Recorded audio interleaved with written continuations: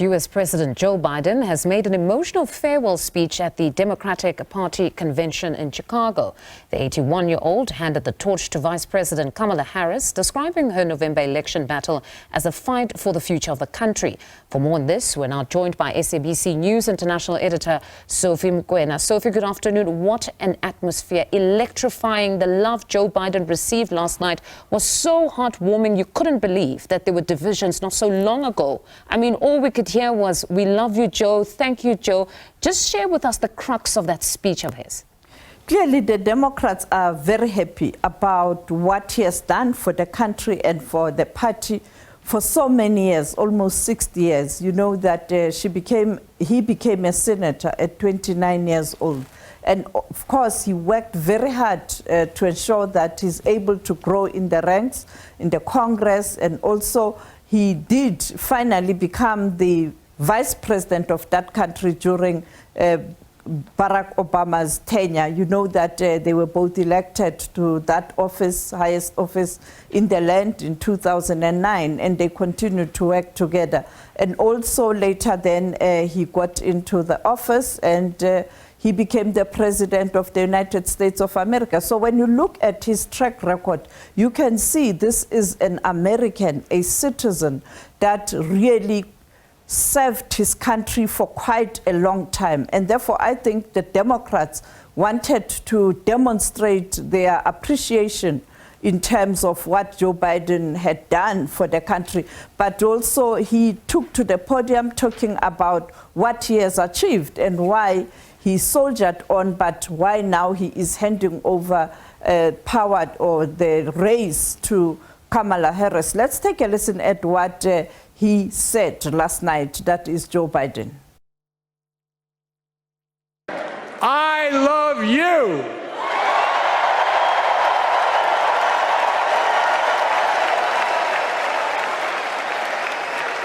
Folks, let me ask you,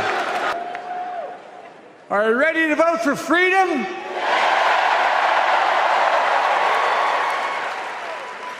Are you ready to vote for democracy and for America? Let me ask you, are you ready to elect Kamala Harris and Tim Walz, President and Vice President of the United States? We're working around the clock, my Secretary of State, to prevent a wider war and reunite hostages with their families and surge humanitarian health and food assistance into Gaza now. To end the civilian suffering of the Palestinian people. And finally deliver a ceasefire and end this war.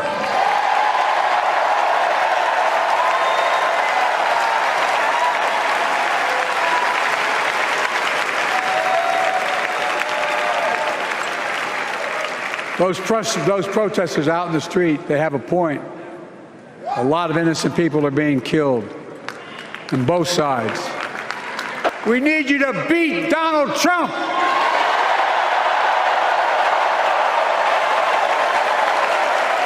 And elect Kamala and Tim, President and Vice President of the United States of America.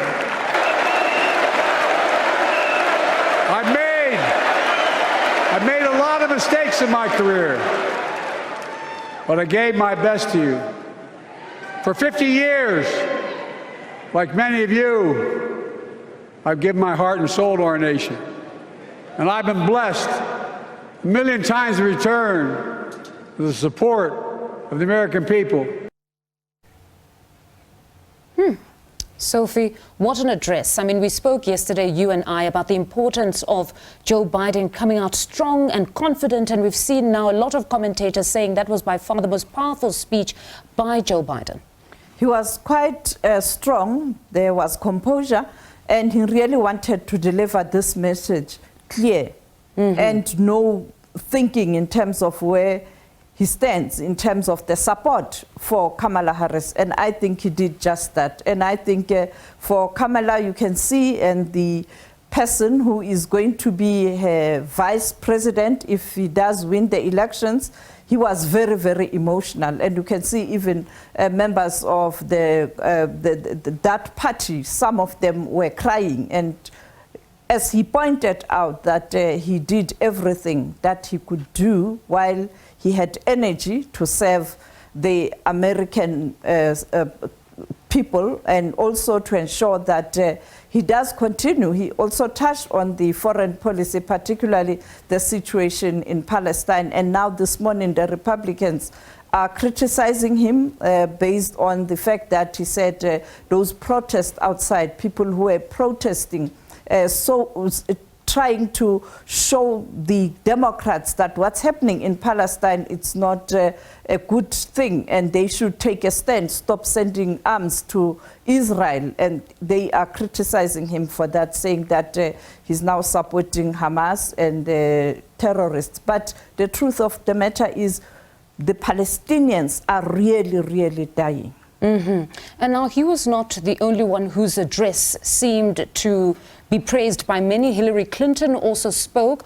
How important is her appearance at this convention as a woman, a former Secretary of State, and especially as a woman who has walked this journey, may not have become president of the country, but right now they say that they're the cusp of making history yet again as America by possibly having the first black female president?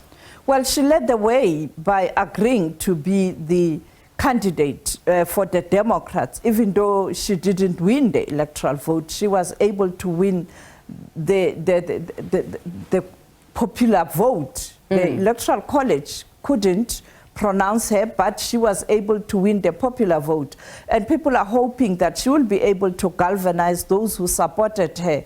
And also, I think she brought that part where you want to hear from a woman in terms of why this woman must occupy this highest office in the land. And therefore, she was able to achieve that. Let's take a listen at what Hillary Clinton, the former Secretary of State in the U.S., had to say. We refused to give up on America. Millions marched, many ran for office. We kept our eyes on the future. Well, my friends, the future is here.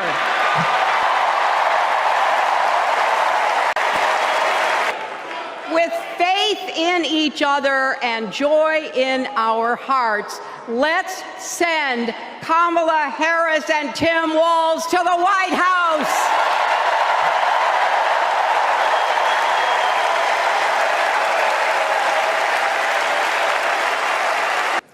Donald Trump fell asleep at his own trial, and when he woke up, he made his own kind of history, the first person to run for president with 34 felony convictions.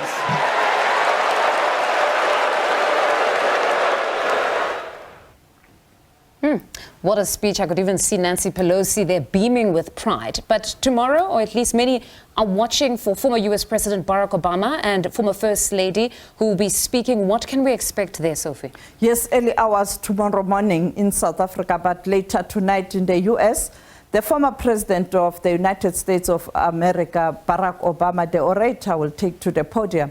And also Michelle Obama. You can imagine, I guess the whole world will be watching. And it has been some time. We haven't seen Barack Obama. We see what he says on social media, but him taking to the podium is going to be another historic moment when you look at the man who did ensure that the United States of America is able to elect a black president. Now you have a woman, and who is also now going to make history if she gets elected, if she is able to beat Donald Trump. But Donald Trump is also confident that he is going to win the elections. But I think tonight it's going to be fire, fire, fire. Indeed, Sophie, fire, fire. We're expecting to hear the Obamas speaking. Thank you very much, as always, for that reportage. That's SABC News International Editor Sophie Mokoena.